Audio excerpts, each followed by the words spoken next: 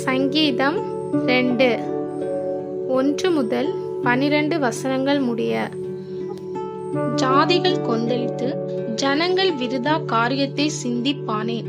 கர்த்தருக்கு விரோதமாகவும் அவர் அபிஷேகம் பண்ணினவருக்கு விரோதமாகவும் பூமியின் ராஜாக்கள் எழும்பி நின்று அதிகாரிகள் ஏகமாய் ஆலோசனை பண்ணி அவர்கள் கட்டுகளை அறுத்து அவர்கள் கயிறுகளை நம்மை விட்டு எரிந்து போடுவோம் என்கிறார்கள்.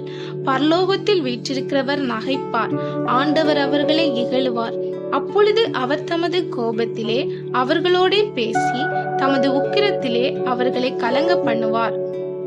நான் என்னுடைய பரிசுத்த பர்வதமாகிய சீயோன் மீதில் என்னுடைய ராஜாவை அபிஷேகம் பண்ணி வைத்தேன் என்றார்.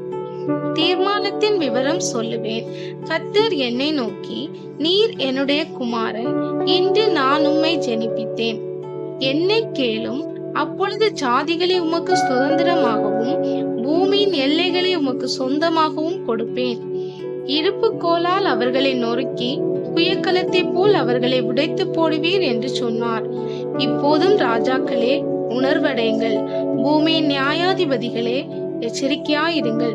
பயத்துடனே கர்த்தரை சேவியுங்கள், நடுக்கத்துடனே களி கூறுங்கள். குமாரன் கோபம் கொள்ளாமலும் நீங்கள் வழியிலே அழியாமலும் இருக்கும்படிக்கு அவரை முத்தம் செய்யுங்கள். கொஞ்ச காலத்திலே அவருடைய கோபம் பற்றி எரியும். அவரை அண்டிக் கொள்ளுகிற யாவரும் பாக்கியவான்கள்.